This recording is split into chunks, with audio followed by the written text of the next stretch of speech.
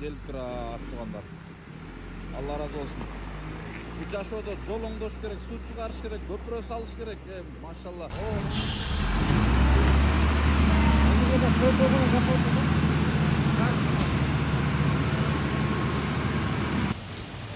Assalamu alaikum, урматтуу мекендештер, кадырлуу урсанттар, арбаңыздар, аман-сар тынчтарбы, баарыңыздардын Рамазан айыңыздар кут болсун, кармаган оразаңыздар кабыл болсун. Бүгүн буюрса Рамазан айында сонун керемет жакшы иш болуп турат. Албетте бул жакшылык ишке себепкер болгон мына Эмил агайыбыз баш болуп, жааматы менен мына ушул жерде Ак ниет аманат муктаждар комплексинде жашаган муктаждардын сыртка базарга чыгып кирүүсүнө жол, суу, лай, көлчүк жаратып атканынан ушундай бир шебен жамгырга карабай шагылын алып келип техникалары менен келип кошо жайып берип мына азыр кетишти. Баарыңыздардан биринчиден ыраазычылык билдиребиз. Баягы айтат го, пендеге ыраазычылык айта албаган Аллага ыраазычылык айта албайт деп. Агай, салам алейкум. Кандайсыз? Ченсол жакшыбы? Рамазан кут болсун. Карманыңыздар кабыл болсун. Жамгырга карабай жакшылыкта жарышып экен да. Ойлогом мен биз эле жүрөт окшойбуз десем, сиздер деле тынбайсыздар. Кантасыздар? Шүгүр. Иштериңиздер жакшыбы? Ооба. Күндөн күнгө баягындай жакшылыкта жарышыбы? Ооба, бизде Аманат холдинг компаниясында жетекчибиз тарабынан ушундай демилге көтөрүлгөн, ар ай сайын кайрымдуулук кылып туруу. Анан Ак ниет Аманат комплексинде биз ачылышына келбедик беле? Ооба, сиз чакырып, сиз ачып берип, көркүн ачып бергенсиздер. Сиздин демилгеңиз менен ушул курулган.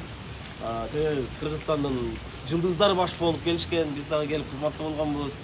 Бала чака менен, үй бүлөбүз менен келип кызматта болгонбуз. Мадина экөөбүз ассаламу алейкум деп ырдап дегендей. Ошол жердин көчөсү ылай болуп калган экен. Биздин Аманат холдинг компаниясынын жетекчилигинин демилгеси менен мынакей шебен көптүрүлүп, буюрса бир аз дагы болсо салым кошуп калалы деген ниетте Рамазан айында кызмат кылабыз. Алла разы болсун. Негизи бул шагыл төгүү, шебен төгүү менен эле чектелбестен сиздердин көп жакшылык иштер менен алек болуп атканыңыздарды байкап көрүп турам да. Негизи бул инициатива кимден сунушталган? Же жалпы коллективдин сунушу же кандай? Бул негизи биздин башкы директорубуз Түгөлбай Сейдалиевдин демилгеси. Ошондой эле бизге ушундай кеңеш курулуп, мен ай сайын ушундай деп жакшы кайрымдуулук иштерди кылып туралы. Бизде холдинг бир эле курулуш тармак эмес, бизде көп тармак бар. Ошон үчүн ар бир ишканадан кайрымдуулук кылабыз. Мисалы, Капуста супермаркетинен продуктасы жокторго продукта беребиз. Ордомен Тоюн-Зок борборунан жаш балдардын көңүлүн көтөрүп ойнотобуз, тамак беребиз ал жерден. Ошондой эле ушундай ылай көчөлөргө шебен төгөбүз. Эшиктин алдына көптөн бери кыялуу болуп жүргөн, стяжка төгө албай жүргөндөргө стяжка төгүп беребиз, бетон төгүп беребиз. Стяжка кылып жайып алышат. Ошондой эле шпаклевка тартылбай аткандарга шпаклевкасын беребиз. Кыскасы, биздин холдингде кандай иш болсо, ишкана болсо, ошол ишканалардан айына бир жолудан кайрымдуулук иштерин жүргүзүп тура турган болуп чечкенбиз. Машалла. Рахмат анда эмесе жааматыңыздарга, Түгөл агабызга, жалпы коллективге рахмат, ыраазычылык билдиребиз. Ушундай жакшылыкта жарышып жүрө бериңиздер. Урматтуу мекендештер, биздин ушул өнөктөшүбүз Аманат холдинг жана Дос курулуш компаниясынын жалпы жааматына терең рахмат билдиребиз. Биз көптөн бери кандай иш баштабасак, ар бир ишке жок дегенде бир кирпич кошуп келет.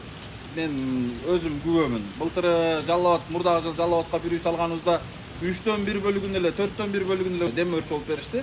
Ыраазычылык билдиребиз. Анан урматтуу туугандар, эми биздин Ак ниет Аманат муктаждар комплекси боюнча эртеңдерден бир жакшы кабарларды сиздер менен бөлүшөбүз. Ушунун алдында жамгыр жаан токтосо, бир 200-300 адам чакырып ооз ачыр ифтарлык кылайлы деген жакшы ниетибиз болду биринчиден. Экинчиден, эртең буйруса бизге жанагы ыйман аттуу бейт абыз мына ушул жерге келет. Ушул жерден бир үй, бир бөлмөнү даярдадык. Ушул жерге келип, ушул жерде жашоосун, өмүрүн өткөрөт. Андан сырткары бул жерде апаларыбыз Аксыдан, алыска Аксыдан, Ала Букадан, бул жагы Өзгөндөн, ар тараптан, мына эртең Токтогулдан келип атат.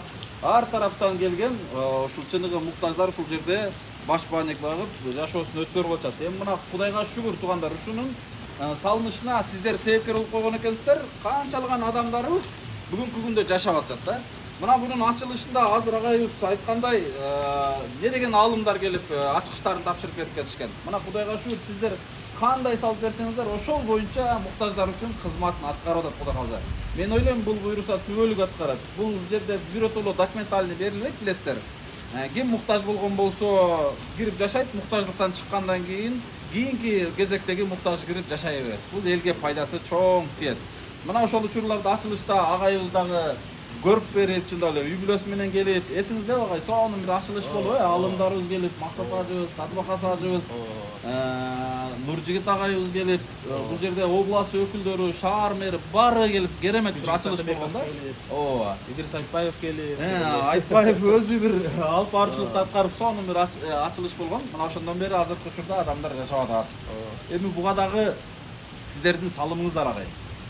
Бирок ушул сиздердин салымыңыздар болду деп эле таштап койбостон, мындай бир ар бир адамдын бир кымындай мыгына, кирпичине да биз аярлуу мамиле кылып, баардыгын ордордуна жакшы карап атабыз десек болуп туура болот да. Элдер жакшы пайдаланып атат, жашап атат, Кудайга шүгүр. Мына ушундай урматтуу мекендештер, рахмат баарыңыздарга. Буюрса ушул комплекстин экинчиси быйыл Ордолуу Ош шаарына башталат. Жерибизди алып койгонбуз, Кудай кааласа. Ушундай жакшылыкта жарыша берели. Эдем мырзаны сизди дагы көптөн бери ошо тааныгандан бери эле кайрымдуулук үстүндө көрөбүз. Канча адамдарга жакшылыгына себепчи болуп келатасыз. Үйлөрүнө, үйлүү болуп калышына, ден соолуктарына, чет өлкөлөргө алып барып келип атасыз. Аллахым ыраазы болсун. Рахмат агай, рахмат. Сиздердин аркаңыздар, сиздердин дуаңыздар менен агай. Алла ыраазы болсун. Рахмат баарыңыздарга.